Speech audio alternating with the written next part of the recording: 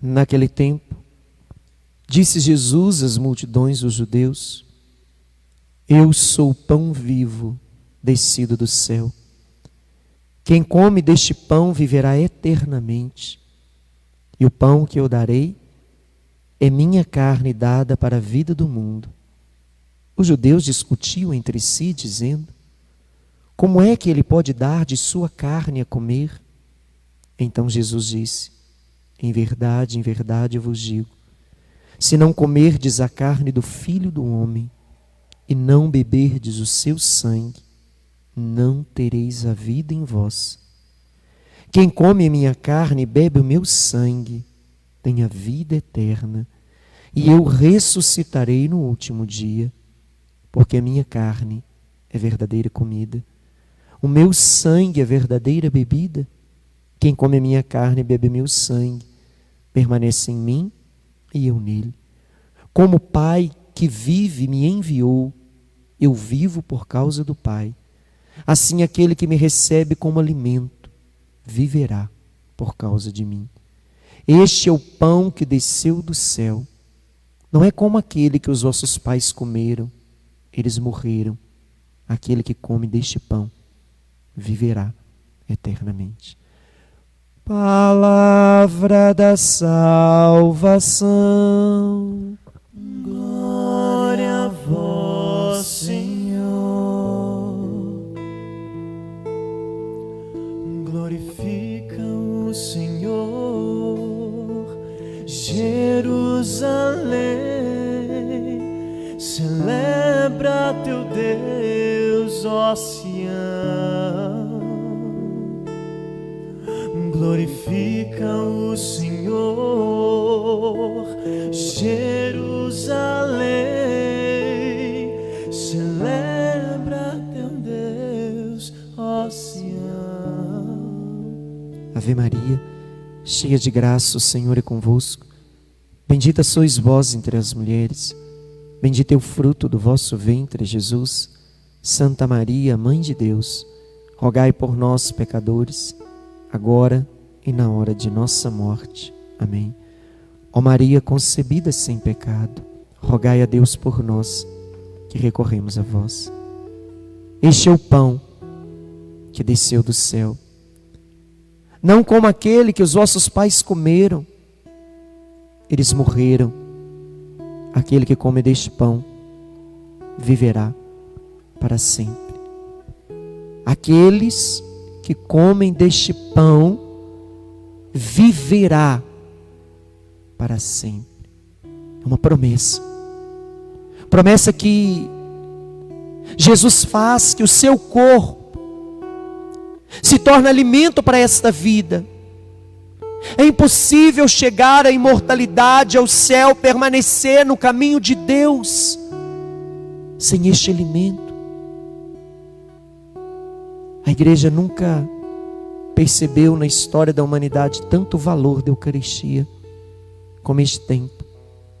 Esse tempo de pandemia, esse tempo de isolamento social. Não sabemos o que é mais doloroso, a ausência das pessoas ou estar distante da comunhão eucarística. E Jesus se apresenta na palavra como alimento. Alimento de vida, alimento de imortalidade, o alimento que sustenta. Porque a nossa vida é um caminho. Esse caminho precisa ser fortalecido. Esse caminho precisa ser sustentado. E a Eucaristia é o alimento que dá vida. É o alimento que sustenta, é o alimento que mantém. A primeira leitura nos fala do povo que caminhava no deserto, que caminhava nas dificuldades, que caminhava na aridez, que caminhava nos problemas, as dificuldades, porque eles foram retirados da terra do Egito, a terra da escravidão, e foram levados para a terra prometida. Mas antes da terra prometida havia um deserto. Antes da promessa sempre tem um tempo de desafio. Não existe promessa que não seja antecedida de um tempo de desafio. E esse tempo de desafio é o tempo justamente que Deus prepara para a promessa. que Deus vai ensinar, vai ajudar, vai fazer aprender a depender, a confiar, a estar preparado para o tempo da promessa. O povo de Deus, na primeira leitura, foi escravo dos egípcios, povo numeroso, que passava dificuldades, vivia como escravos, e Deus então intervém, e Deus então se manifesta na pessoa de Moisés. O nome Moisés significa retirado das águas. Moisés, ele nasce filho dos hebreus, e naquela época foi determinado que todas as crianças, todos os meninos deveriam morrer, porque o povo hebreu crescia cada vez mais, e os egípcios tinham medo que os homens egípcios crescessem e tomassem aquele lugar. E foi decretado que todos os meninos morressem, só deixavam as meninas, e as parteiras eram obrigadas a sacrificar a criança, filho dos hebreus, no momento do nascimento, e depois diziam: a criança nasceu morta.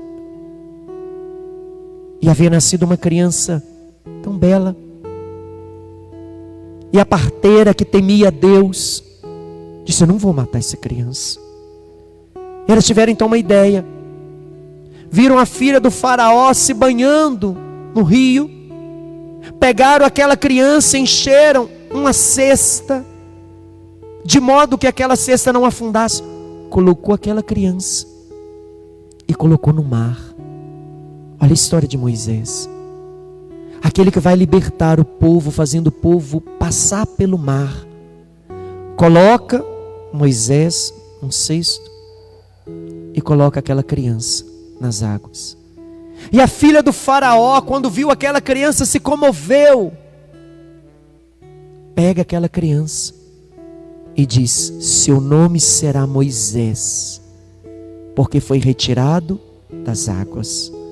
E ela cuidou daquela criança como seu próprio filho.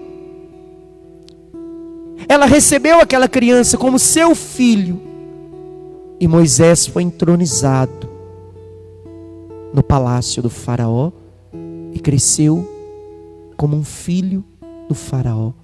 Aquele que depois ele vai ter que enfrentar, aquele que depois ele vai ter que ir face a face e pedir que o povo fosse libertado, cresceu na casa do faraó como um filho, até o momento que Deus aparece a Moisés e diz: você não é egípcio, você é filho dos hebreus, e eu te coloquei no lugar aonde você está para você libertar o meu povo, e você vai retirar o meu povo deste lugar. E ele diz: Senhor, quem sou eu para fazer isso? Não é você que faz, sou eu quem faço. Eu só preciso que você vá. Senhor, eu não tenho condição, eu não sei nem falar, a minha língua é pesada. Moisés tinha dificuldade na dicção. Vai, porque aonde você estiver, eu vou te justificar. Eu só preciso que você vá, porque sou eu que vou libertar o meu povo. Eu tenho para eles um lugar preparado, a terra prometida, a terra que emana leite e mel, e as minhas promessas vão se cumprir, como eu prometi Abraão, Isaac, Jacó. Eu vou realizar a partir de você, Moisés, mas você tem que ir à frente do meu povo.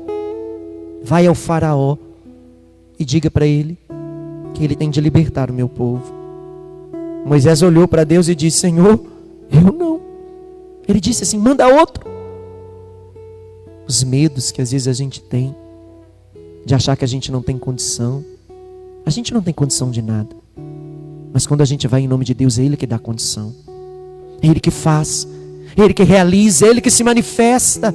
Mas precisa da confiança. E Moisés foi até o faraó. O faraó riu de Moisés: você foi criado dentro da minha casa? Você quer tirar o povo? Meu escravos, esse povo? E Moisés disse: não, esse povo é livre, esse povo é de Deus, esse povo é livre, e esse povo vai caminhar, esse povo vai tocar no sagrado que Deus tem. E Deus então liberta o povo na Páscoa e diz para Moisés: essa noite, apressadamente, vocês vão celebrar a Páscoa, vocês vão sair deste lugar com o meu povo, porque eles vão tocar no sagrado que eu tenho para eles. E eles então vão sentar, vão pegar um cordeiro e vão imolar. E vão preparar aquele dia se chamará Páscoa. Pessach, que significa a passagem do Senhor. O Deus que vai caminhar à frente. O Deus que se manifesta para colocar o seu povo no lugar que Deus tem. E naquela noite, Deus enviou os seus anjos naquele lugar. E foi um dia que ninguém poderia sair nas ruas. E eles viveram uma epidemia que matou todos os homens do Egito, inclusive os filhos, todos os filhos primeiros, toda a criação masculina, morreram naquela noite. E o faraó ficou assustado com aquela praga, com aquela doença, com aquela pandemia que matou inúmeros daquele lugar. E ele disse: Moisés, retira esse povo deste lugar e leve embora contigo essa doença, essa enfermidade. E Moisés então falou com todo mundo: vamos embora. Juntou todo mundo e foi embora. Tinha que ser tudo muito rápido. E quando eles estavam caminhando, o faraó disse: não, morreu muitas pessoas aqui, e eu vou deixar esse povo sair livre. Mandou o exército ir atrás deles para matá-los no caminho. E quando Moisés olha para trás, o exército atrás deles para matar todo mundo. E na frente, o mar. E Moisés diz: Senhor, nos trouxestes aqui para morrer? Para sermos exemplo de vergonha para todo esse povo que vem agora matar as nossas mulheres, as nossas crianças, os nossos filhos. E Deus disse: Moisés, eu não te disse que se creres, você verás a minha glória? Não é você que caminha, sou eu que caminho. Segue. Senhor, mas tem um mar na nossa frente, não tem como correr. Vocês não têm que correr, você tem que entrar no mar. Senhor, é o mar. Moisés, entra. Senhor, é o mar. Moisés, entra. Senhor, às vezes a gente quer dialogar com Deus: Senhor, eu não dou conta, Senhor, eu não posso, Senhor, eu não consigo. Moisés, entra. E Moisés, quando colocou o pé no mar, ele não fez nada. Ele só foi fazer aquilo que Deus queria. Ele só foi realizar aquilo que Deus pedia. E na hora que ele colocou o pé no mar, aquele cujo nome foi dado como retirado das águas, o mar se abriu. E ele passou com o povo a pé enxuto. E quando o exército do inimigo veio, o mar se fechou. E aquele dia Deus diz: eu faço agora uma aliança com você e com o meu povo. Vocês vão celebrar essa data todos os dias enquanto houver a humanidade na face da terra. É uma ordem perpétua, porque o Senhor caminhou diante do seu povo. E você vai dizer isso de geração em geração, para que nunca o esqueçam, que Deus é capaz de se manifestar para libertar o seu povo que lhe foi dado como herança. Aí inicia a celebração da Páscoa, todos os anos. E Moisés tinha um caminho para chegar à terra prometida. Só que entre a terra prometida e o caminho que Moisés começou, havia um tempo que durou 40 anos. E o povo poderia ter chegado meses neste lugar, mas ficou 40 anos, porque era o tempo que Deus preparava aquele povo. Mudava o coração, mudava os sentimentos, mudava os pensamentos. Estava preparando um povo bem disposto para chegar naquela terra, porque muitos ali reclamavam, murmuravam. Era um lugar onde havia serpentes, cobras e escorpiões, e eles reclamavam, e quando reclamavam no deserto, eles eram picados. Mas aqueles que olhavam para Deus, para o céu, mesmo que eram picados, nenhum mal atingia. E quando o povo caminhava no deserto, lá não tinha alimento, lá não tinha comida, lá não tinha plantação. Deus fazia todos os dias cair o maná. O que era o maná? Era como uma nuvem, um orvalho que vinha todos os dias e caía do céu. Todos os dias eles pegavam aquilo e alimentavam. E aquilo que as pessoas imaginavam era o gosto que tinha o maná. O maná não tinha um gosto único. Se adaptava a cada necessidade. Olha o cuidado de Deus. E Deus foi alimentando o povo no deserto, a primeira leitura de hoje. Foi alimentando, ensinando o povo a depender de Deus, a aprender, a confiar, a ser alimentado por Ele. Por isso Jesus vai dizer: o alimento que eu vou dar não é como o maná do deserto, que seus pais comeram e morreram. O alimento que eu vou dar é o verdadeiro alimento vindo dos céus, o pão da imortalidade, o pão da vida. A minha carne é comida, o meu sangue é bebida. Quem não come a minha carne, quem não bebe o meu sangue, não tem a vida.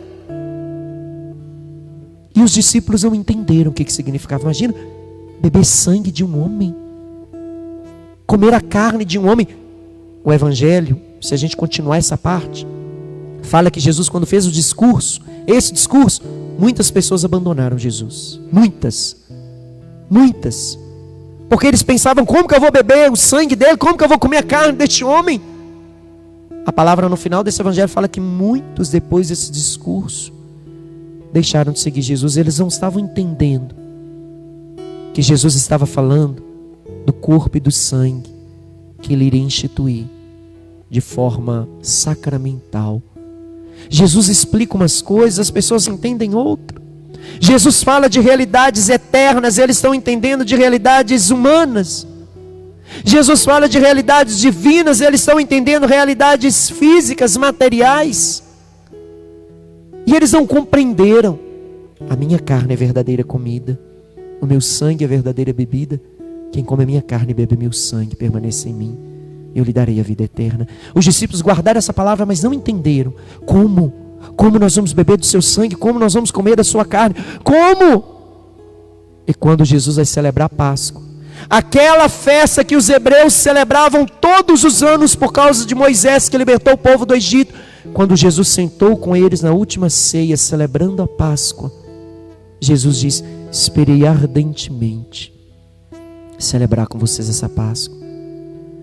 Ele pega o pão, parte, dá graças ao Pai e diz: isso é o meu corpo.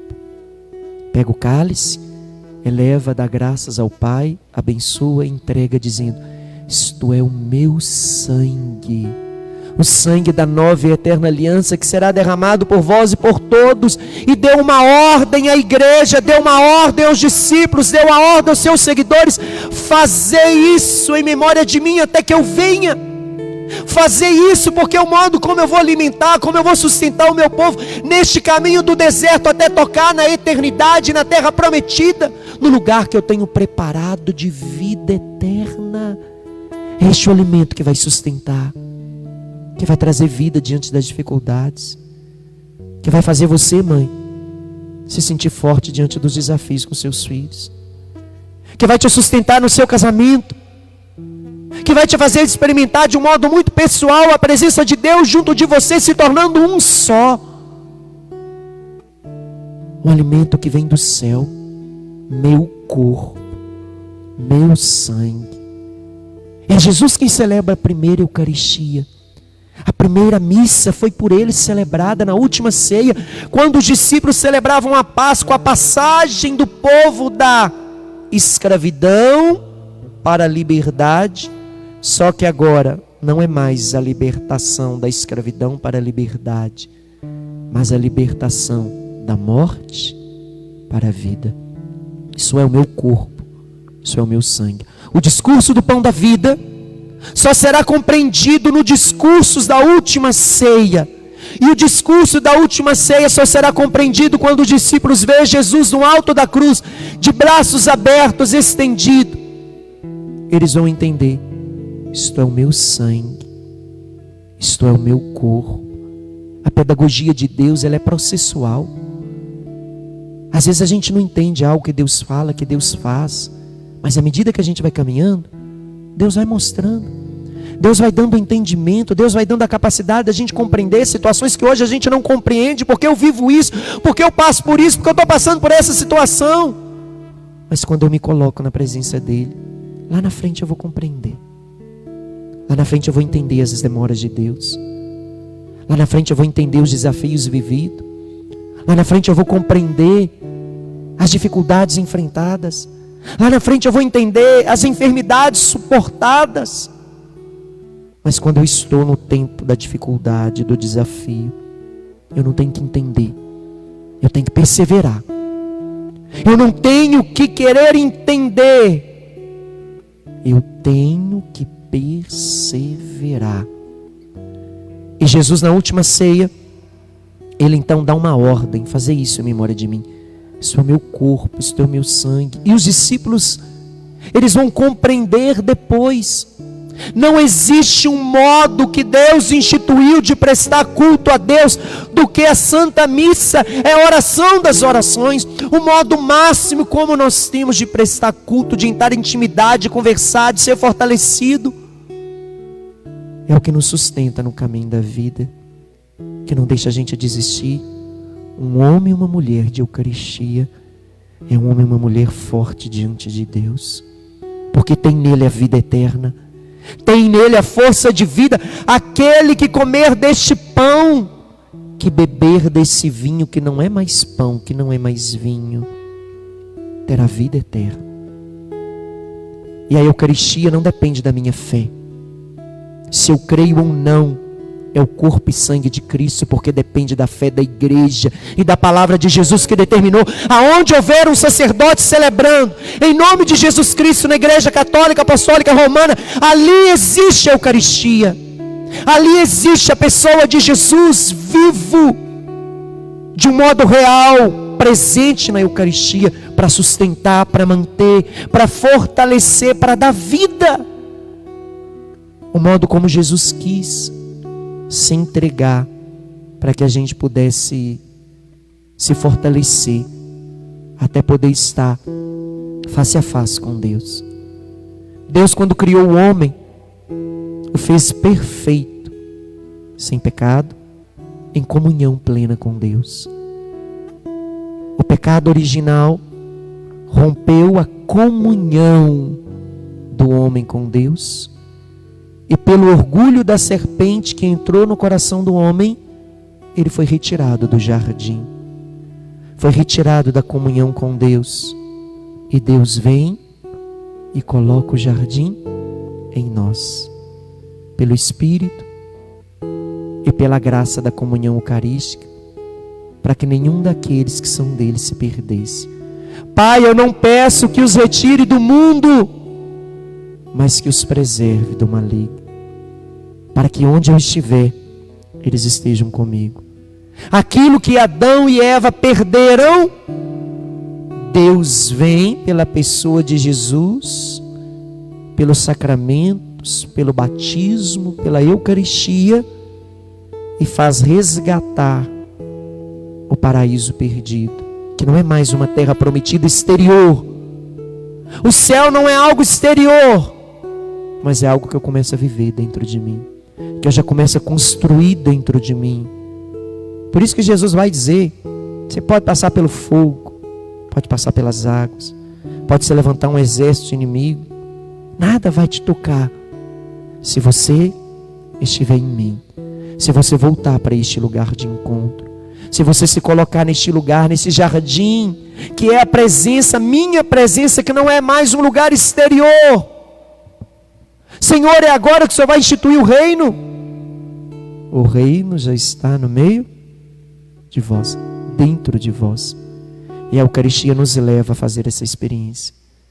A Eucaristia nos coloca face a face com o Senhor, nos faz retomar o caminho, nos faz fortalecer, nos faz trazer a centralidade da nossa alma diante de todas as adversidades que às vezes enfrentamos, diante das pandemias, diante das doenças, diante das situações. É Ele que nos dá segurança, é Ele que nos dá a capacidade de caminhar, de olhar para frente, de não desistir, de não querer jogar tudo para cima, de não achar que está tudo acabado, mesmo que tirem tudo ao seu redor, mesmo que você não tenha mais o chão onde pisar.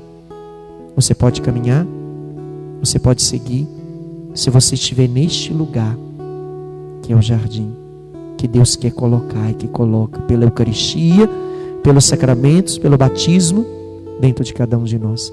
Celebrar o corpo e o sangue de Jesus é celebrar o retorno a essa origem de comunhão que o Senhor nos dá, de estar face a face com Ele. O orgulho tirou o homem do jardim. Jesus, com a sua humildade, com a Eucaristia, colocou o jardim em cada um de nós. Escuta essa música.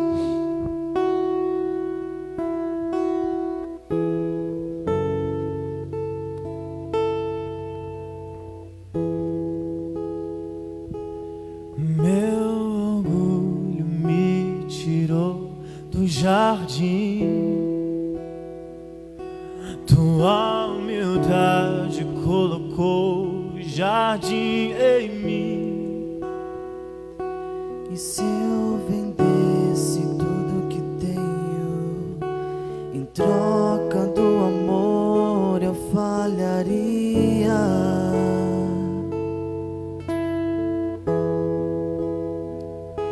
Pois o amor não se compra, nem se merece. O amor se ganha, de graça o recebe. Eu quero conhecer Jesus. Eu quero conhecer Jesus e ser achado nele. Quero conhecer Jesus. E ser achado nele. Eu quero conhecer.